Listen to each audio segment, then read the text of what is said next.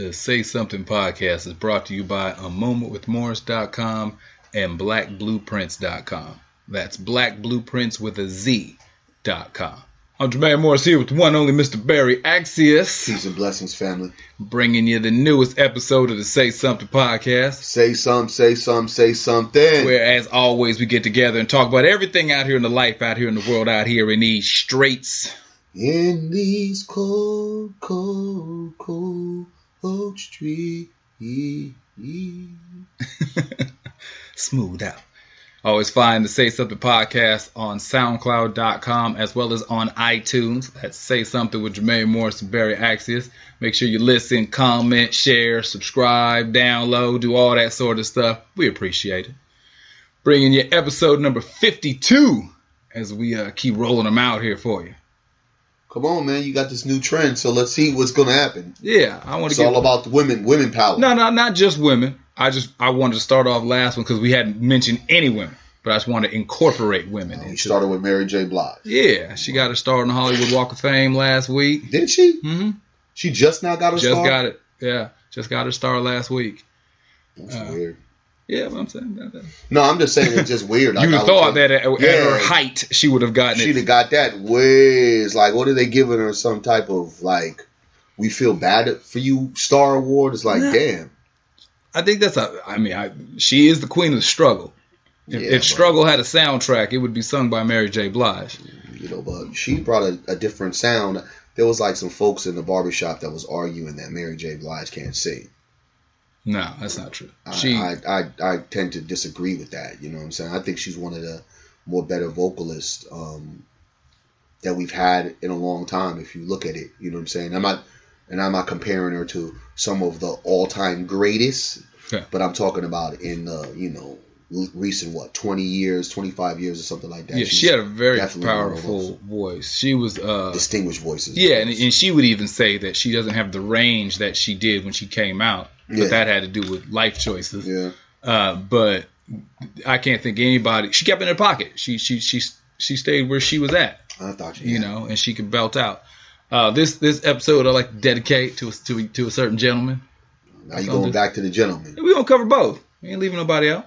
Ray Lewis. Nah.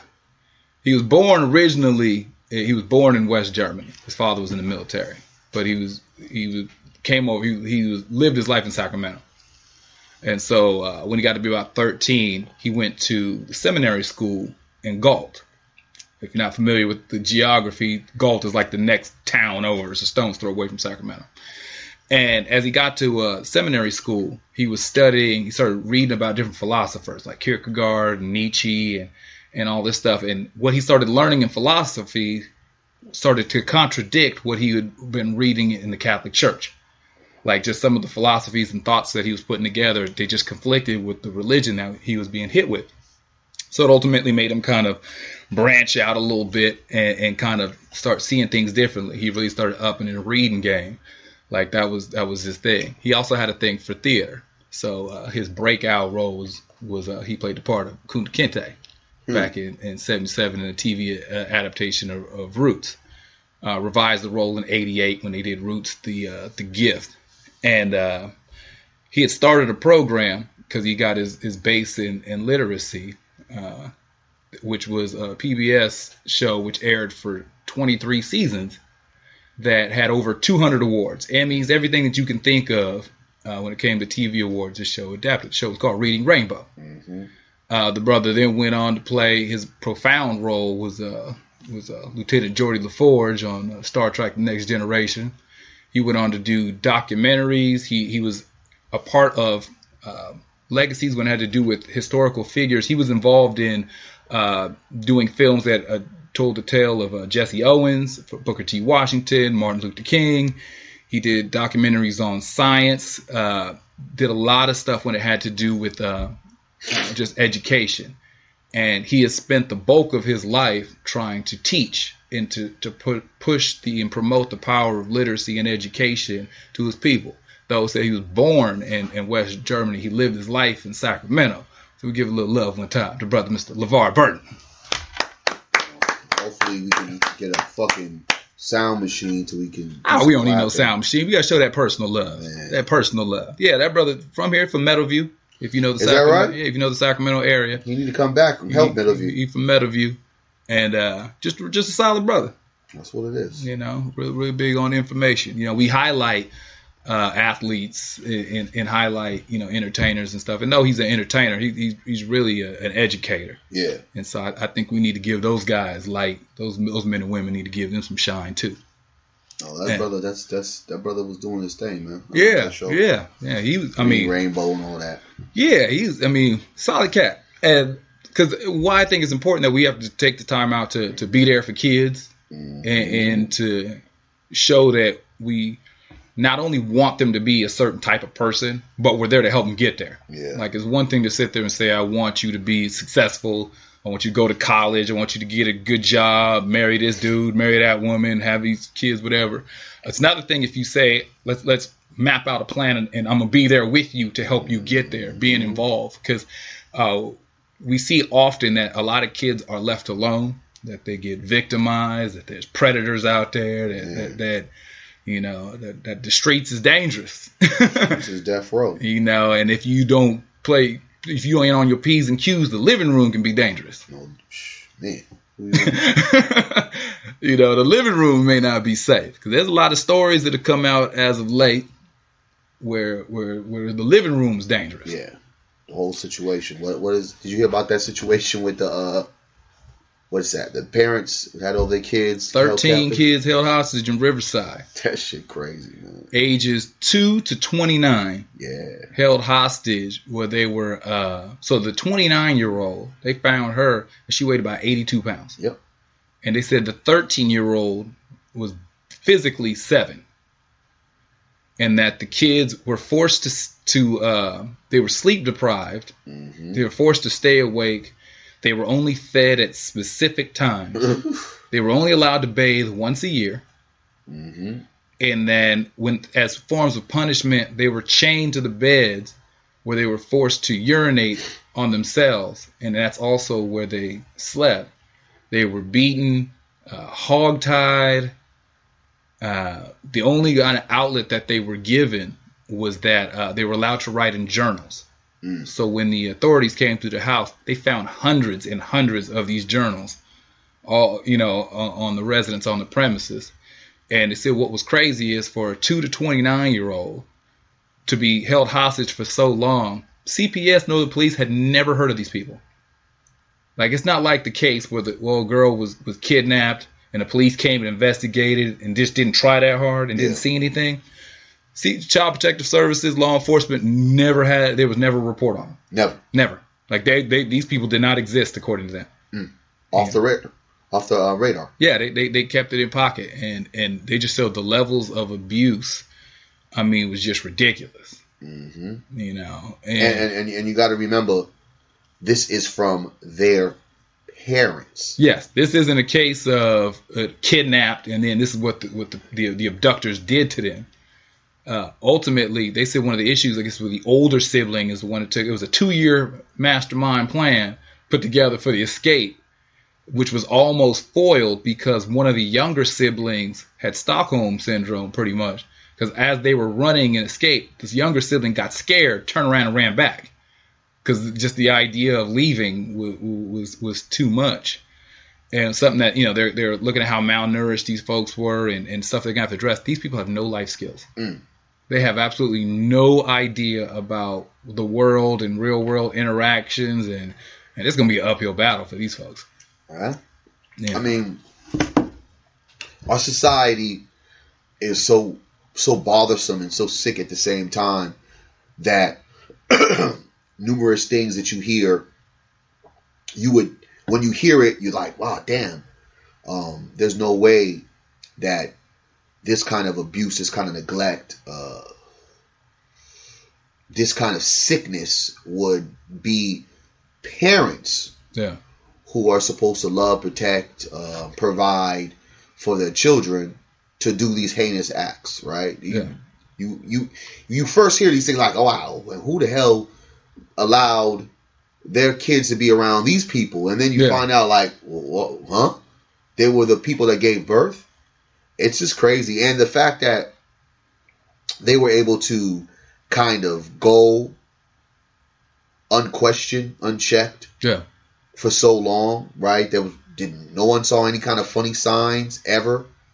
2020 hindsight. So you had one neighbor that was saying they thought it was weird because they said the way that they had them up all night and then sleep during the day. So they said that it was weird. That it would be quiet during the day, then at night all the lights were on, and that's when they seemed like there was activity. So one neighbor thought it was just kind of weird, and another neighbor had said they knew that the children existed but never saw them. So they just thought it was weird that they never saw 13 kids. Like you never saw 2 out there in the backyard or somebody playing catch in front of the house, that sort of stuff.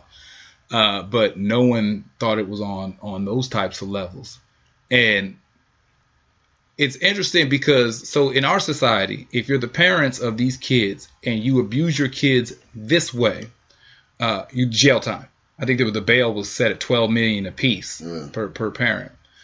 But this is also the same society that if you do something which causes the life lost of your child, we typically don't prosecute. Like there was also a family that just that adopted a rescue pit bull. Yeah. And they had the dog for 5 days, and the dog mauled like their 3-year-old daughter and killed her. This 5 days is not long enough to know anything. Yeah. Let alone a stray dog that you have no idea where its history, its triggers, where the abuse comes from, nothing. There's no neglect or anything seen as the parents because the loss of your child is considered punishment enough. Yeah. I think it's kind of weird how we look at this stuff, how we do and don't protect our children. Yeah. I think that because there was another case, and it was kind of piggybacking off the Me Too stuff. The story of let me make sure I get her name right. Dylan Farrow, daughter of Mia Farrow. Yeah.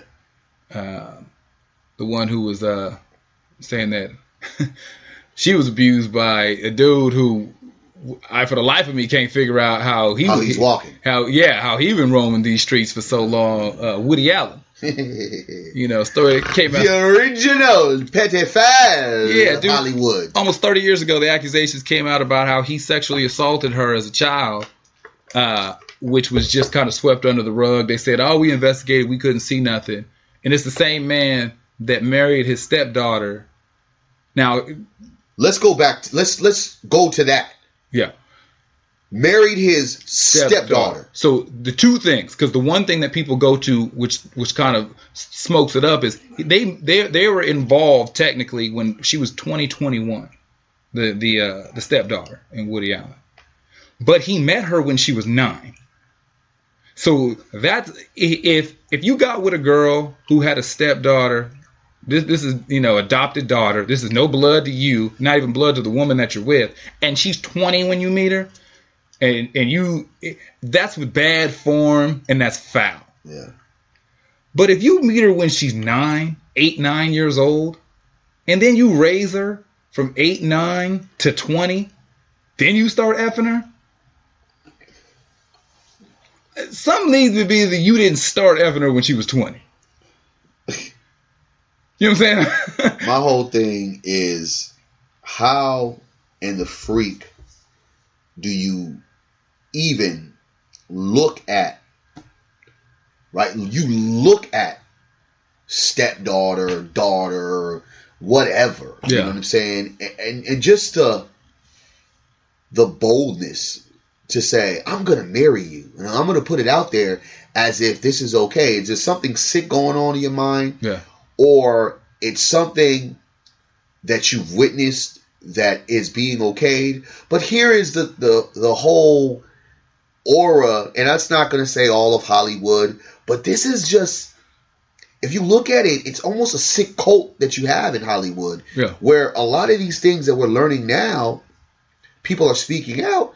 It's exactly what a lot of folks who have been banned or exiled, who've been made to feel that they're crazy, have been speaking out on, talking about these different cults, talking about these different secret societies, and watching guys like Woody Allen still be renowned as a great director, producer, and still beloved, hasn't been totally outcast or shamed. No.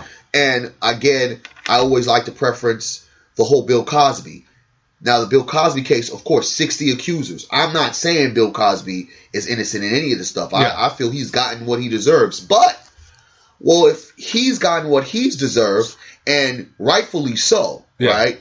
That's what is supposed to happen with all these other guys that get caught up, or females. Everybody should be getting busted. Why has Woody Allen been able to just have these headlines? We talk about it, and there's no prosecution. He's never been held on trial. He's never been put on the trial and the basis of Bill Cosby at all. There was an investigation where they came back and said that they couldn't find nothing. What they said was that this was just a coached child because her mother was bitter, and so because he decided he wanted to be with somebody else, and so that this was just a drummed up story by the mother telling her daughter to go out and say this because this is, because she was angry and bitter. You cannot have a person, in my idea, who has married his stepdaughter, right? That he knew since she was 9. Married his stepdaughter. Yeah. Again, like you said, knew since 9. Because that's a huge piece. Knew since 9. And think there's something normal about that shit. Yeah. Like I said, if you met a woman and she got a stepdaughter, and you meet the woman and she's 40 with a 22-year-old stepdaughter that ain't her biological daughter, you're just foul if you're looking at the stepdaughter it's just sideways. Foul. Well, yeah, you just foul. Yeah. But you raised a 9-year-old. What's 9? Second grade? Bruh. Third grade? Something like that? Something like that. You was there from second, third grade. That's a summer out of finger painting. But my whole thing is like, people in these positions of power, because with positions of this nature, success, notoriety, you gain so much access, right? Yeah. And we've seen it and witnessed it. Certain guys who wouldn't get the time of day with certain women because of their status, they got access all day. Woody Allen ain't smashing in these streets just on looks. Okay, yeah. Exactly. So Woody Allen being that guy that has that status, definitely a power broker in Hollywood, has to be, because for him to continue to do whatever he does, and allegation upon allegations, and the fact that he still offered invites when we know he married his stepdaughter. Okay, that's interesting. Not illegal, but still weird as fuck. He has access to have women to his leisure, right? Yeah. We know what certain women will do just to be in the know, be in the money, and to be in the circle. For a casting right? call. Yeah. Exactly. Why does he feel to be a predator, right? That's the part that guy's very worrisome and is very sick. How is it that this dude looks at it with all the access he has, still sees that I need to follow this sadistic trend of manipulation, molestation, and just real nastiness with folks that he's supposed to take care of, folks that he's supposed to provide for?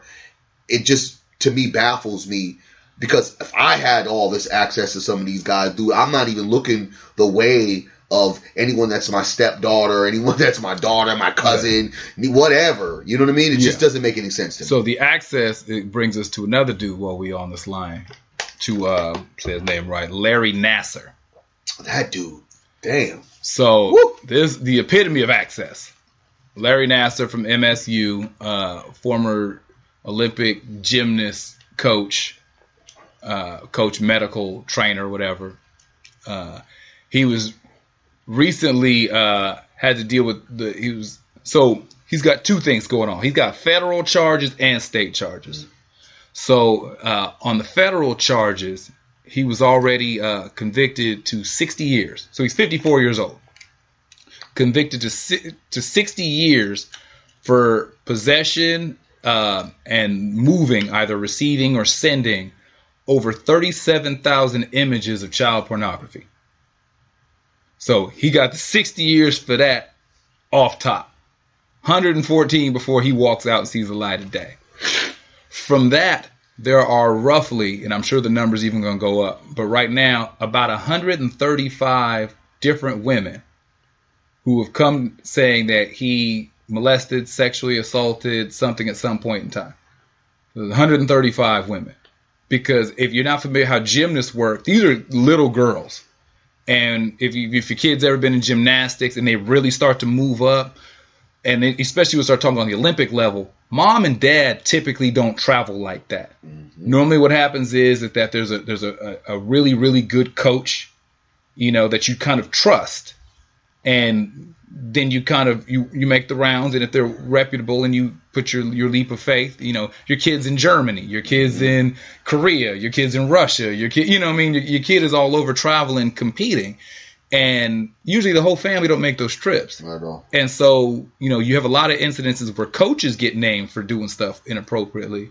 But a lot of people don't think about the medical staff. Because in gymnastics, as well as any sport, when you start competing on that level, there's always a sprain. There's always a pulled muscle. There's always a torn disc. There's always a dislocated shoulder. Like this gymnast, you're flipping upside down and falling on your head all the time. So for almost 20 years, he was the Olympic coach. And all these cases came out. So the sentencing they worked the plea bargain down to where they gave him just conviction of 10 different counts of some form of sexual misconduct, where the plea bargain had a couple of stipulations. One of them is that all the accusers get to say their piece.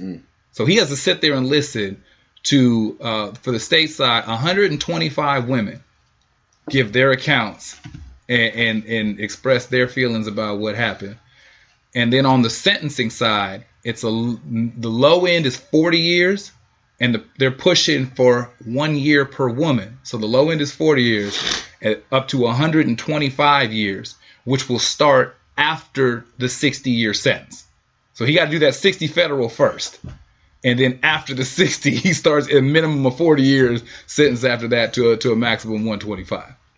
How in the hell did dude even get to a point to where it was that many girls? Like, did anyone not feel something was wrong? I mean, did he threaten them? Did people just trust this guy to the point where it was like, not him? Some of the cases where he was so reputable and had so much, his pedigree was so deep. Like, this is the guy you go to for this. So if you're young, you're not trying to rock the boat. 2, this is the Olympic team. Like, this is what all your dreams is made of. Are you really trying to walk away from that? And then the third one is that this is, that dude. So, like I said, there's there's women who are grown women. Some of them are Olympic gold medalists, like really, really well-established women who were, Wheaties box women, who were all coming out saying, yeah, he did something when I had to go see him when I was 12 or when I was 10. It just, I don't see where these guys believe that they're gonna get away with it, man. Like, it's not even work. It's just almost 20 years. He felt like he made it. Well, I guess, and at the end of the day, now you're gonna have to spend the last bit of your entire life being someone's bitch. Yeah, I think he's gonna live a very short life. He's gonna commit suicide, dude. Or somebody gonna help him with that. Yeah, well, either or. It's not gonna be any way he's gonna be able to survive, man. He's not even built like that. I don't even understand. Me having my own daughter and having the the due diligence of being a father to other kids as well. Adopting these young children and younger girls. Just my whole thing is protect, serve, provide. Everything else is outside of just insanity. Yeah. Now, when you have individuals like this who, because just like you said, reputable, and they're able to get this silver spoon of like, nah, he can't, he shouldn't, he wouldn't, he's this good guy, but most society creates the monster as this big black brute. You know what I mean? Yeah. That's what society creates. The big black brute is the one you got to worry about. He's going to be the one that's molesting your child. He's going to be the one that's going to be raping your child. But look at all the characters that are being in front of this molestation, in front of the rape. And it's all these guys that are reputable, all these guys that you don't believe or consider, or there was no way, why would they, right, have access, and they're white. If you got 135 cases, that number's probably about 200. And the negligence for the U.S. Olympics to have this kind of pedophile in their system for this period of time, this long, they should be reprimanded to the highest degree. Yeah. And this is the U.S. team, right? Yeah. Okay. Yes, the U.S. team needs to be looked at. It needs to be investigated, because what we looked at when we talked about Joe Paterno and the whole Penn State thing, the fact that they kind of had this pedophile. Yeah, they looked out for Sandusky in their system because they were more worried about the win, not the people that this predator was raping, molesting, and all that. They were more worried about the win, the prestige, the legacy, and the franchise that is the Nittany Lions, that they kind of looked over, said, we don't see anything, right? Because as long as it didn't affect the football field, we ain't going to talk about it. Yeah. But here it is, complacency to allow these things to happen, and now you still see Penn State coming back on a national level. To me, it's like ludicrous. It's like they should even get the light of day, because they were complicit with the situation that Sandusky was going through. Doing. If you don't remember the Penn State situation, 'cause it's been a few years removed, and that name, aside from his son, hasn't circulated too much. That was so shady because he was Sandusky, Jerry Sandusky, may he rest in peace, was not even an employee of Penn State. Like, he didn't have a job there, but he had an office there. Mm-hmm. You know, it's not like he was caught up touching the students or the football players. He had a program implemented where they were busing school kids onto Penn State campus so he could molest them. Like, he had a whole little system set up. Like I said, he didn't work at the school. You know, his office is right down the hall from Paterno. You know, just doing all kind of extracurricular wrongness, and did nobody say nothing. And they had, a 4-year little suspension from bowl play, which meant nothing, which is one cycle for a student. And in the reality of it all, me being a conspiracy theorist on certain levels, that was just to get Joe Paterno out, because he was never going to leave, right? He was going to die. Yeah, he was going to die there. And it's like, we have no time for him to die, because it don't look like he was going to die anytime soon.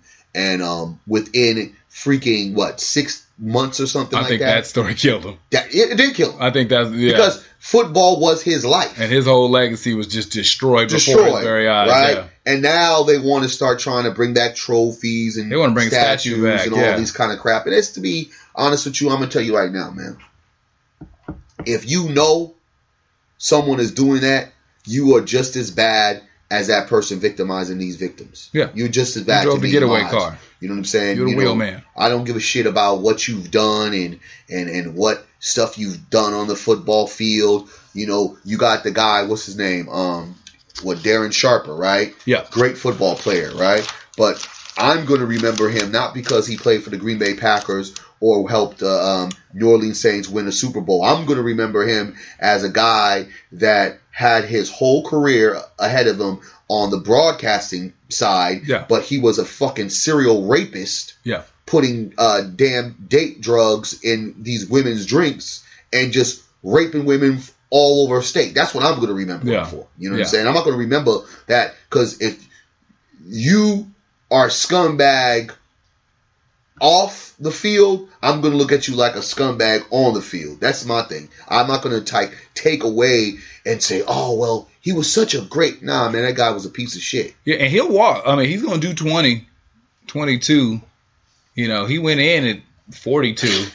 I mean, granted, something crazy don't happen. You know, he'll be back out there in the streets. Yeah, but at the same time, he's going to be back on the street, whittled at 60? 60. Hey, OJ 70, he's still out there. But that's different. OJ has, I get it, but OJ is a different kind of, celebrity. And this guy is kind of like, he doesn't have that type of OJ aura. No. You know what I mean? And OJ wasn't, Lucky for him, he wasn't convicted for the murder, right? So we can always have that. This dude has been convicted of numerous rapes. And the crazy thing about it is, this is how you have to really step away from, these individuals. I had a homeboy, dude, that's doing life right now for rape. Yeah. And I remember when we first started hanging out, and there was this rumor, him having this situation with this girl, like this girl that he was dating. He's like, he raped her. I'm like, dude, do you realize what's going on with you? He's like, oh no, man, she's lying, blah blah blah. So as a friend, I'm thinking, all right, because I'm running around to him, we getting girls. Yeah, they ain't, you know what I'm saying? No one's. Yeah. We're not stressing, right? They coming to us. Then another allegation. I was like, well, hold on, I need to step back from this dude. You know what I mean? Because this is more than one within like a year frame. And next thing you know, he goes to jail for whatever reason. And he did a long bid. Comes out. I remember I had moved out the area. My daughter's mom was like, yo, your boy's been around my crib. I said, what? What do you mean? Literally, he was sitting in a parking lot, right? And I wasn't living there no more, so it's not because I'm there. And she said one night he knocked on the door. She's like, yeah, can I help you? What's going on? Barry doesn't live here no more. He's like, oh, no, I just wanted to say hi to you. He's like, oh, okay, hi. And she had remembered that she had been out there. He had been out there like several days, and he just like, okay. And she's like, all right, hurry up, close the door. And then she called the police, right? Yeah. And she said that, after that, he never, came by. And she also said, oh, yeah, let me call Barry for you. And, oh, no, that's all good. Come to find out, like this dude gets shipped to L.A. because some other stuff, violation. And he is out here raping prostitutes. Yeah. Where one particular time, a prostitute actually bites his tongue off while she's getting raped.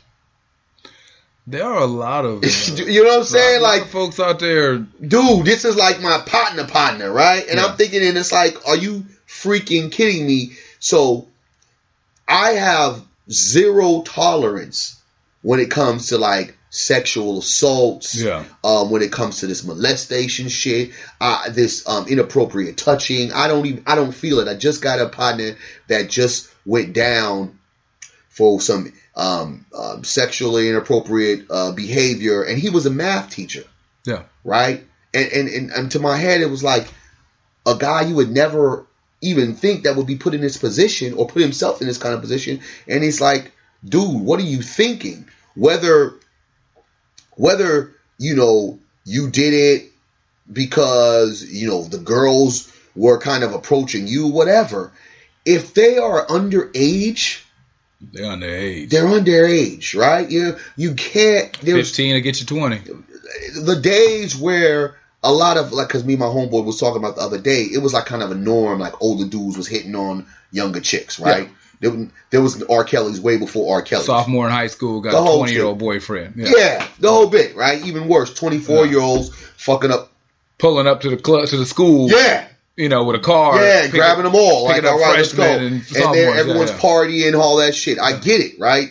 That was kind of, all right, you got it. But even in that moment, there was a big scandal that happened when I was living in Marin.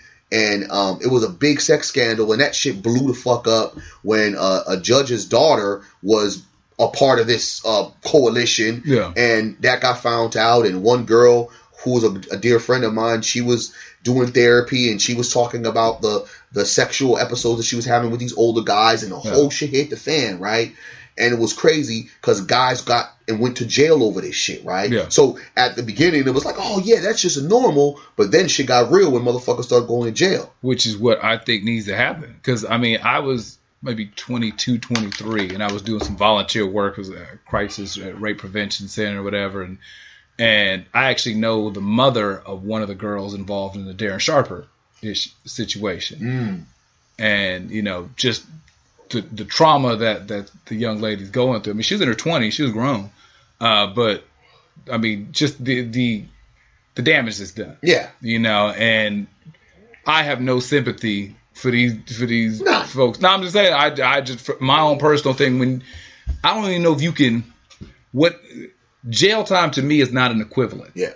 I mean, I think what you take from somebody when you assault them in that way, you having to go sit down somewhere for a certain number of years is not one for one. Mm. You know, I think if you're really trying to do the eye for eye, you know, Bubba Leroy and Skillet need to come see you.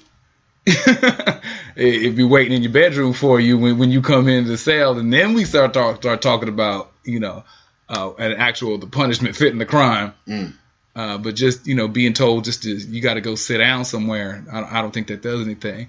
But I think that, so we have all these cases where these, you know, kids are just being left out there to fend for themselves.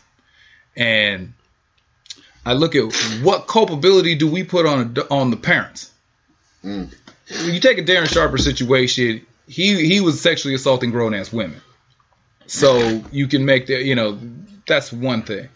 But all the situations when you start talking about children, do we even put any blame on the parents? Or is that the case of you don't blame, it's not necessarily blaming the victim, but if you get robbed, you don't sit there and say, well, you were standing in the wrong place. You just blame the person who robbed you. If you have someone that comes after your children, should you have to deal with a little something? But in every case, it's different, right? You know, you have some cases, I think, with, you know, when we talk about Sandusky, you had parents that were just probably hearing this guy, you know, because folks, you know, African Americans, we tend to believe that when white folks come through with their car salesman kind of attitude and their spill, that they best intentions. Yeah, their intentions are great, and you know why would they lie, right? So you always look at that. I'm trying to get my child outside of this extremity, right? Yeah. So you want to give them the best opportunities. So in some senses, how do you really know, right? You know, you could do a background check, as we can see, and people can still go under the radar, and things can happen. So there are cases where it's like, damn, how as a parent do you really know you're okay? I'm like that. Just here locally, one of the coaches from the with John F. Kennedy's soccer team. Yeah. Human trafficking, sex trafficking. Like the TV teachers at the high school, come busted for sex trafficking. Yeah, so you bringing your children to school, to a place that's going to be safe. So you don't expect that, right? Yeah. But then there's other cases where you have parents that are negligent, parents that are totally ignorant to what's going on, or don't necessarily care, right? Yeah. So it's easy for predators to come through because there's no parental guidance, or there's no real parenting going on, right? Yeah. It's like, take these motherfuckers because I can't handle them anyway, right? Yeah. So it's like, oh, I know Johnny just got out of prison, but I'm just going to go ahead and let you take care of them because I ain't got no one else to take care of them. Yeah. So in that kind of sense, statistically, most molesters didn't break in. Your parents opened the door for them. Yeah. So they were most statistically, most cases of molestation and child abuse was done by somebody who you let in the front door. Yeah. So in those cases, yeah, I think sometimes, you know, you need to hold parents to a higher degree on that. But then there's other places where, like I say, you got coaches. You know, you got mentors, you know what I'm saying? You got real family friends that you're swapping children with that you believe have all good intentions, right? Yeah. Because I think it's tough because we have all these, you get multiple reports and cases of where the child comes to the parent and says, you know, Uncle Clarence touched me. You know, Coach Jones, you know, did something that I'm not comfortable with. And for whatever reason, they're not believed or it's dismissed or whatever. Now, if this was done, if the child went to the coach and said, hey, this teacher touched me, and the coach didn't do anything about the accusation, we would hold the coach accountable right along with the teacher who touched him. Because the student came to you and told you, you did nothing about it, and it continued to go on. We're going to hold you both accountable. But when a parent is told, and the parent doesn't do anything about it, and then it continues on, we just kind of like, you know what I mean? Yeah. I mean, I just, me as a parent, that's what I'm asking you, because you are a parent of a daughter. I mean, I'm always asking questions, and I'm never from godfathers to cousins, I'm never I'm looking at everybody funny. You know what I'm saying? That's just me. I don't care who you are. I just don't think people have the capacity to really, in a proper lens, look at what could happen, right? Yeah. I know I have, because we a lot of us in society nowadays, we move off impulse. Yeah. Everything is impulsive nowadays, right? With social media, react, right? Yeah. So now more than ever, you got folks that are not even thinking. Like me, myself, I'm thinking all the time, right? I'm like, oh shit, if I just going into this, maybe dealing with a female, damn, if I do this with her, maybe if I grab this, I'm thinking. Yeah. What is going to happen if within the minute I do it, and then 10 minutes after, right? Where folks are just impulse spam, and they think, oh man, okay, I'm just going to just tell them, my fault. I didn't know. I just was feeling angry and creating this excuse mechanism, and it's not going to work. So I think with parents, you got to constantly talk to your child, man. Got to constantly do the checkups. You got to constantly and then you also have to be very upfront with individuals who are around your child about how you feel and what you would do if these things happen, right? So cats can kind of know, like, okay, you know what, I might want to leave that kid alone. You know what I'm saying? Yeah. And let your child know that it's okay if someone does something like that to you, for you to come to them. And you don't need to worry about a threat of, you'll die, you'll get killed. If that's going to be your last breath right then and there, then let that be your last breath, as long as you're fighting and saying, you know what I mean? Yeah. And I think that we get into this situation where we don't allow our kids to be able to speak up.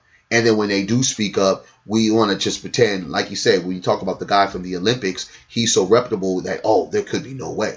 You look at Woody Allen, like, well, he's Woody Allen. Come on. You know what I'm saying? You're looking at Harvey Weinstein. Well, he's Harvey Weinstein. Who gives a fuck? Yeah. Right? Who cares about these titles? Who cares about this alleged credibility to these people? But what kind of credibility do they have to being around young women or young boys? You know what I'm saying? There's not a level grade of, the way he's around this person and that person, we don't know what's going on in people's hearts and minds, man. Yeah, I mean, the fact is, we elected a president who was fighting a rape charge. No, we don't talk about that. But I'm saying, we don't get on him. I know. Yeah, he had a rape charge that just magically went away.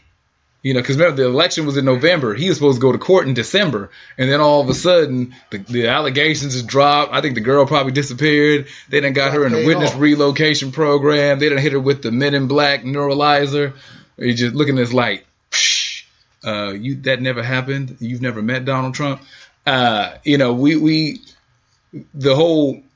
I get that. What you've done professionally, we try to say that has anything to do with your character, your integrity, whatever, on how that sliding scale. Because I'm a firm believer. I don't believe Mike Tyson raped that woman.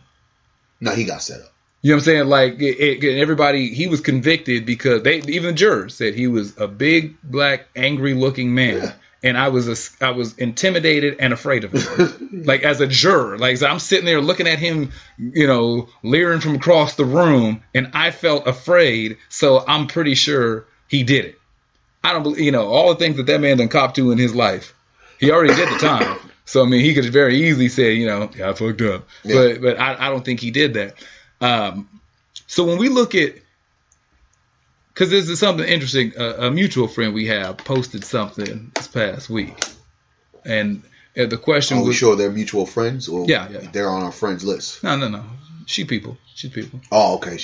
And it was addressing, because I don't like a lot of people, and a lot of people don't like me. I get that. It was addressing forgiveness, and the question was, can forgiveness be a bad thing? More so looking like, do we let too much slide? Do we let too much go? Do we, as a people, as black people, do we forgive too many things? Do we give too many folks passes? And on the subject that we on, is any of this something that can be forgivable? You know what I'm saying? Like, we can look past somebody selling drugs. We can look past somebody hitting women. We can even look past murders. We can compartmentalize a situation where we can say I can understand why you had to take somebody's life. Like, do you know what I'm saying? Like that molestation shit, that rape shit. Is that something that could be forgiven? That the shit. Certain age levels, when you don't know, right? Okay. There's certain times you just don't know. Little kids playing with each other, whatever. They don't. What do they? Yeah. You know what I'm saying? Kindergartners playing doctor or playing house. You know what I'm saying? Doing all that shit. What do they know? They're not. They got their body parts. You just trying to play whatever. You have no clue, right? Yeah. But then everything else, as you get to a certain age and you kind of know what could play out psychologically in the long term, I think that if that's in your will to forgive, I mean, so be that for your conscience. But I'm never gonna sit there and try to convince somebody to, because I could not imagine me being raped or molested, and just nah, or someone doing that to my child. Just wouldn't be it, and especially when you pretty much premeditated it. It was really sought out. You went for it in a level, and you know how the family feels about that child or that person, and you just kind of did it anyway, and you know the people, and you just allowed your own what is that thing? Just whatever that was going on in your mind, what I'm saying? Whatever you needed to get out, because the sickness is so real. I don't even know what people be thinking. Again, like I said, I don't think folks look, and there has no insight. They don't look at the long-term results of what the behavior or this kind of foulness is going to play out to be. So I think sometimes the ability to forgive is almost out of the door. I think that's just off the table. Yeah, I just don't. I mean, it sounds good, cliche. I forgive, but that shit. Think about. I mean, I just imagine like these dudes when they come out, right? Yeah. Who got violated inside, and they come out and nobody knows but the people inside, right? Yeah. And they hold that secret. Can you imagine that shit, bro? Like coming out, oh man, trying to live normal. And then the homie get out. Can y'all hang out and get a beer? Yeah, you know what I'm saying? Like, can the dude who took your manhood from you, can he come by and y'all get on the stick? You know what I'm saying? Get your Madden on? Nah, just couldn't happen, right? Yeah. And so, at the same time,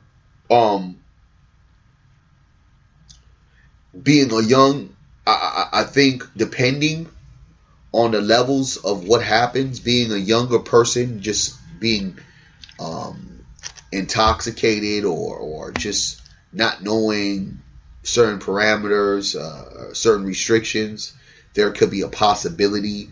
But some of these things of late have been so heinous and so direct and so sought out and so thought out that it's just like, I don't.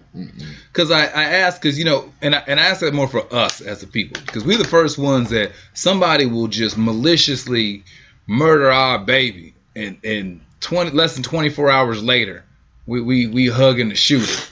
We hug and say, I forgive you. I'm giving it to Jesus, and I'm forgiven. We do that more than any other group of people I can think of. But you don't hear about that one.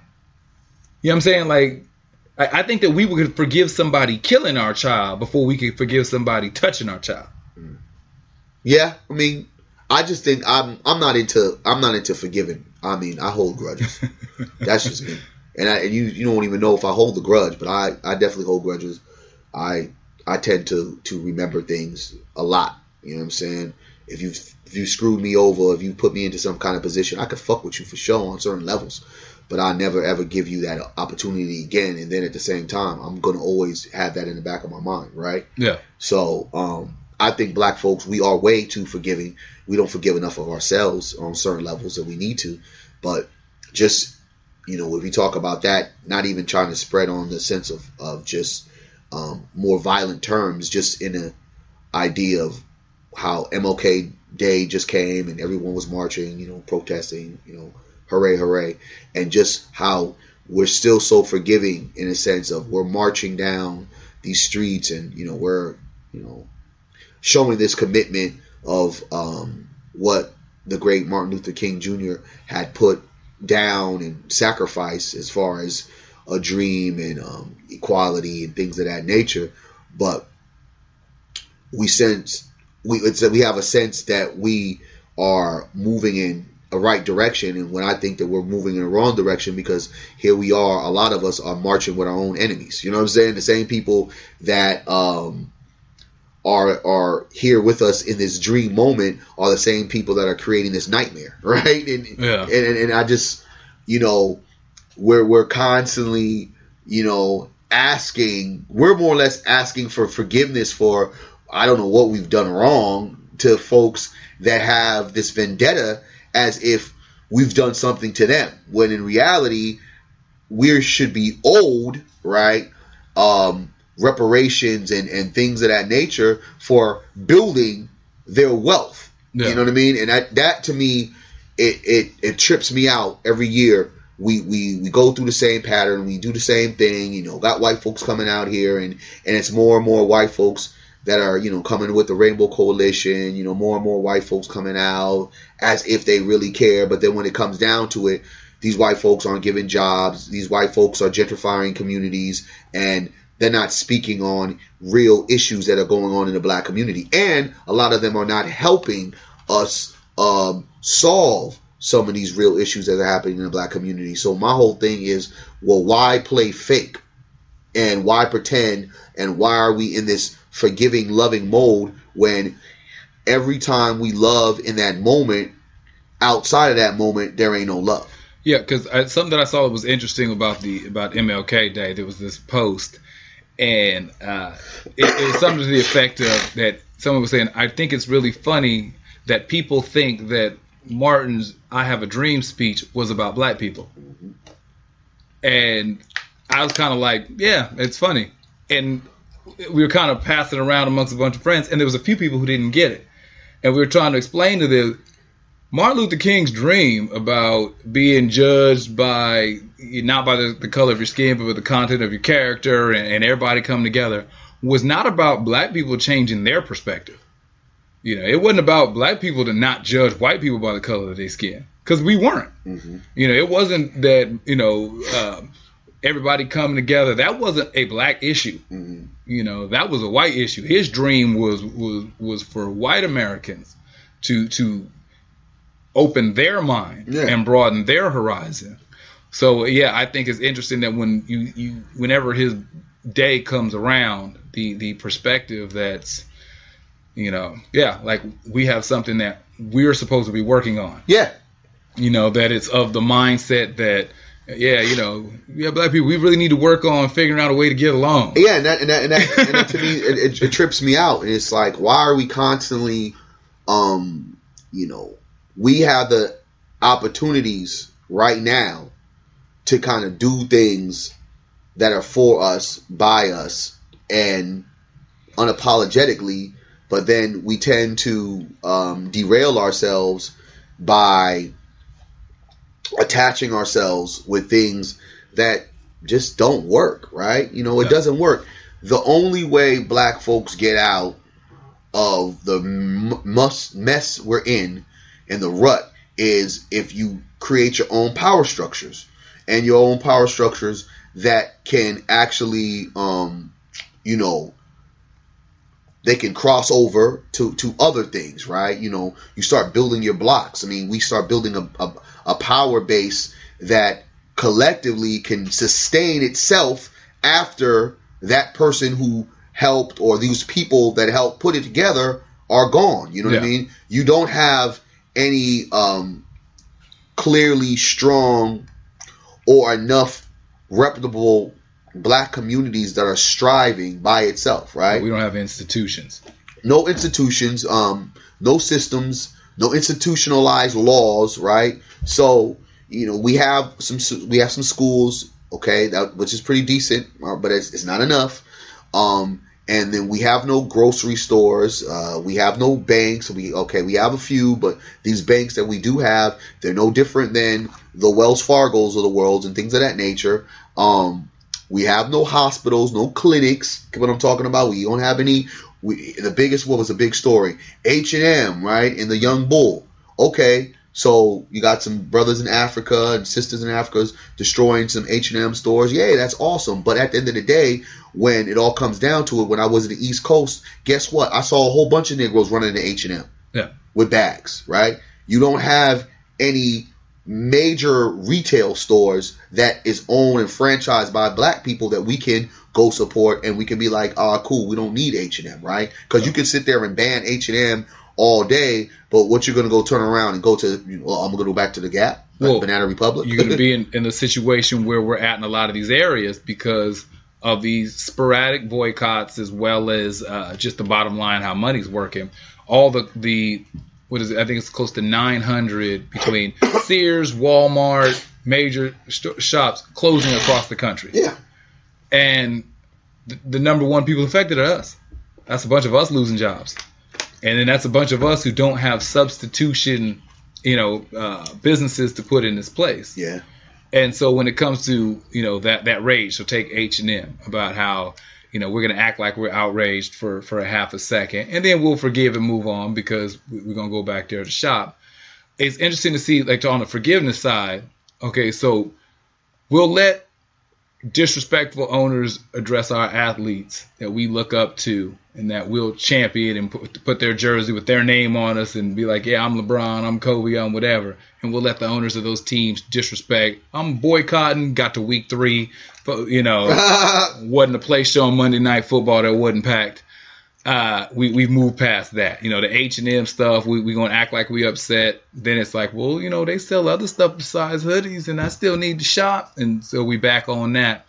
On the forgiveness side, is it so misplaced? Because there was a young lady who had to learn. She had to feel the wrath. Old girl from Alabama. You know how if you saw the video of the 19-year-old going to Alabama who did the racial rant on her Instagram. And so I heard about that. So she's out there in this, in that, I hate N-words, I hate this, that, whatever. She gets kicked out of her sorority. She gets expelled from school. Mm-hmm. And we're cheering like when OJ got off. Yeah, but like that was some kind of personal victory. And let's be clear though. But let me give you the second sentence to that. So we sat there and we're gonna say everybody's saying every social media thing for that. I hate this girl, this, that, whatever. But this is the same girl in the same state. So Alabama, where Alabama and Georgia, where they were playing. Yeah. And so and they had Kendrick perform at the halftime, where every time the N-word came up in one of his songs, thousands and thousands of white students screaming at the top of their lungs, standing right next to their black friend, screaming it in their face. That's all that we definitely, that is a definite show we got to talk about in the near future. You know what I'm saying? Is it only we gonna act like we care? Well, don't. You know what I'm saying? Yeah, I get it. Let's be very clear though. The only reason why this girl is out of it there is not because of the behavior. It's because that folks don't want to deal with the bullshit that's going to happen with that. Yeah. That's cool. That's the only reason why let's be clear. It's not because they feel like and she wasn't nobody. This is how can this happen? Because if you can go ahead and do that and judge someone, and that's a funny thing about white folks, you can judge that and see that was wrong, but you can't judge police killing an unarmed black man and see that was wrong when that black man or female had nothing to do with nothing but is dead and this police is walking. Yeah. So where is the moral standards that we're trying to come with, right? Yeah. Don't try to get me, so you see there's an issue right here, right? But there's not an issue right there. Yeah, so this 19-year-old white girl, apparently her family wasn't nobody. Because that makes a difference. And all of a sudden they're like, sorority stepped away from her. And what was funny is that it was on a private line. So it wasn't on her big public post that everybody could see. It was only a stream of specific friends saw this post. It was one of her friends, one of her sorority sisters that dimed her out. Yeah. And the girl probably didn't like her, but I'm trying to tell you, anything that anyone does, whether they got clout, we'll go into the president in a second because I want to touch on that piece. Or if they're the president, right? You're not going to be able to say anything too racial, because we had an incident here in Sacramento with a young girl at one of the local high schools, and she kind of went and said, I hate black people, and I was happy when they were getting killed by police, blah, blah, blah. That shit went viral, and that girl wasn't in the school the next day. You know what I'm saying? So, and it wasn't to protect the poor kids, but it was to protect her. Right? And they wanted to show like, long walk to first period. Oh my God. And then it also wanted to make sure that they show, oh my God, we are stepping in the moment, and we're making sure that nothing happens to these great black students. Because at the end of the day, these people don't give two damns about what's going on with black folk, man. Because if that girl got her ass beat in the parking lot before first period, they would have held the school liable, because they know that this was a hotbed situation and they didn't step in front and help that girl, and that girl's family would have sued. Yeah, that's why. Go ahead. But what I'm talking about for stuff that we forgive when it comes to comments and stuff that are made about us. I was talking about shifting over to old 45 and his loose rep about the stuff that we act like we get upset about when people say something crazy or derogatory about us.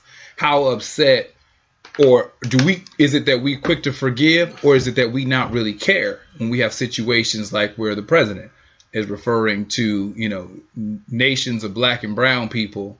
Why are we letting them in the country anymore? And why are we letting these people from these shithole countries come into America?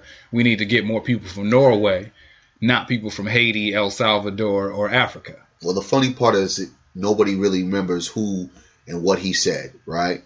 Then secondly, a lot of Negroes who are upset about this shit, the unfortunate part about it is they feel the same exact way as the president. They believe that these places are shitholes as well, right? I think it's just the fact that Donald Trump is, again, an easy target. Everyone wants to create this blame of racism on Trump. America has been racist. Trump is just following to suit.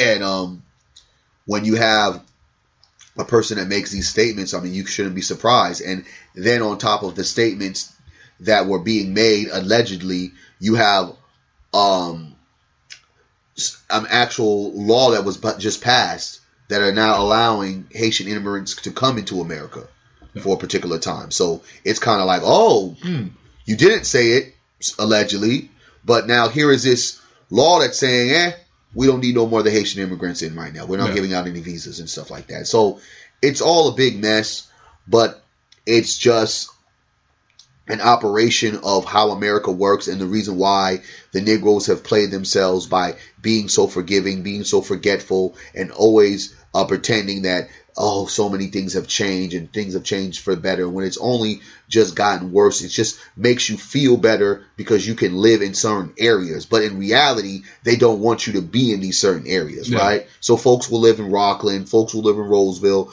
and Elk Grove, and think, we've made it, we're here. They don't want you there. Like, understand that you're not represented over there. You feel me? We should just all come back, clean up our neighborhoods, get out some of the weeds that we have, grow that grass, and get it right, and get it back to where it needs to be. That's what we should be doing. But in the sense of, you have Donald Trump, a.k.a. 45, the pussy grabber. You have a president can say what he wants, do what he wants. White privilege protects him, and he speaks for a mass, but that mass is now protected by a face, and they don't mind him getting hit with all the BS, and they can turn around and circle around and create all these laws that are going to affect us in the next 4 or 5 years. Yeah, there's a lot of stuff that we need to start addressing. I mean, I think we need to practice more forgiveness when it deals with each other, and then start being aware of how much stuff we let slide when it comes at the hands of other people. Not being so quick to just jump ship on our own to go around to where other folks who may or may not want you there. And I think that's true. When we sit there and leave, when we go to get around other people, it raises our ceiling but in their eyes, it just lowers their floor. Mm-hmm. So we need to focus and love ourselves a little bit more. I think these things are important. Different subjects that come up, stuff that goes on in our community, in these streets, and in our homes that we can't turn a blind eye and a closed mouth to. So we have to acknowledge these things that we see. We definitely got to say something about them. I'm Jermaine Morris here with Barry Accius. Where can folks find you online, sir? Barry Accius, Facebook, Twitter, Barry Accius, and at Team Voy, Instagram, and blackblueprintswithaz.com. There you go. I'm Jermaine Morris on Facebook. Every other social media platform is at JMorrisCEO. This has been the Say Something podcast. In overtime. And until next show, Holla. we'll holler at you later.